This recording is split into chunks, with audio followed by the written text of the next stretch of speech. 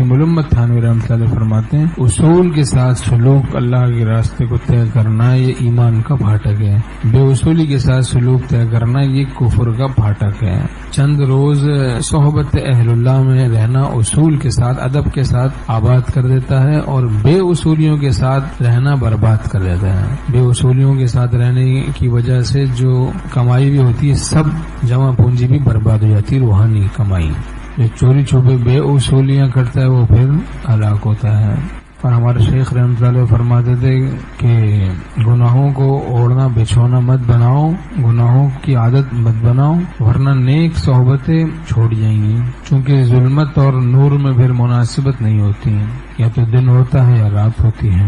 روشنی ہوتی ہے یا اندھیرا ہوتا ہے۔ تو جب اندھیرا زیادہ بڑھ جاتا ہے تو پھر روشنی نہیں رہتی، پھر نیک صحبت چھوٹ جاتی ہے، اور نور کو اپنی طرف کھینچتا ہے۔ متقی مرید ہوتا ہے، اس کو شیخ کے پاس فیض ہوتا ہے۔ ہمارے شیخ رحمۃ اللہ فرماتے تھے کہ سوختہ سامان یعنی ٹوٹے ہوئے دلوں سے ہمارے دل کو مناسبت ہوتی ہے۔ دل جو ملتا ہے تو بس سوختہ سامانوں سے، ان سے کچھ ہمیں ہوتا ہے تو ویرانوں سے۔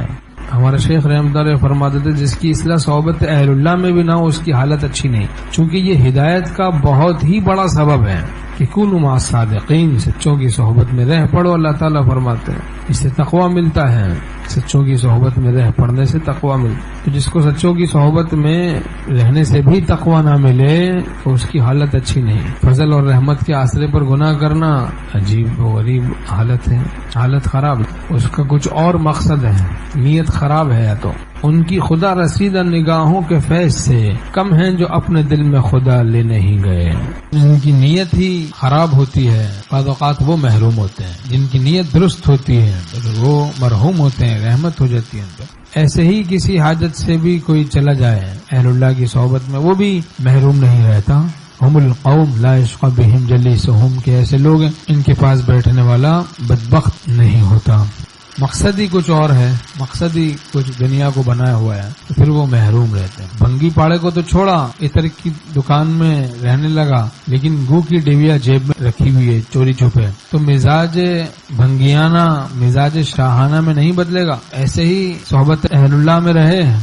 بھنگی پاڑوں کو چھوڑا بری صحبتوں کو، لیکن گو کی ڈبیا جیب میں رکھ لی اسمارٹ فون کی صورت میں، اور پھر نیٹ کی بدماشیاں کرتے رہے، اس میں بدنگاہی کرتے رہے، چوری چھپے بے حیائی میں مبتلا رہے، تو مزاج فاسقانہ مزاج عاشقانہ سے نہیں بدلے گا۔ چوری چھپے جو گناہ کرتا رہتا ہے تو اس کا مزاج باطنی مزاج فاسقانہ مزاج عاشقانہ سے نہیں بدلتا۔ آنکھ سے آنکھ ملی دل سے مگر دل نہ ملا، عمر بھر ناؤ پہ بیٹھے مگر ساحل نہ ملا۔ دیکھیں بچہ چھوٹا ہوتا ہے، ماں باپ اس کو کہتے ہیں بیٹا دیکھو چولہے کے پاس وہاں نہیں جاؤ، اور اس طریقے آگ میں ہاتھ مت ڈالو، اور اس طریقے سے یہ مٹی مت کھاؤ، اس کو سمجھاتے رہتے ہیں، لیکن ہر وقت والدین نہیں اس کے ساتھ رہتے، ایک عمر تک ایک حد تک ایک وقت تک ساتھ رہتے ہیں، پھر اس کے بعد وہ مختار ہے، اب سب باتیں اسے پتہ چل گئی، اب وہ خود چاہے آگ لگانا اپنے کو تو اس کو اختیار ہے، بھائی آگ لگا سکتے۔ ایسے شیخ بھی ایک وقت تک بتاتا رہتا ہے، پھر وہ مر جاتا ہے، اب اختیار ہے ہمیں کہ ہم آگ لگا دیں اپنے آپ کو یا پھر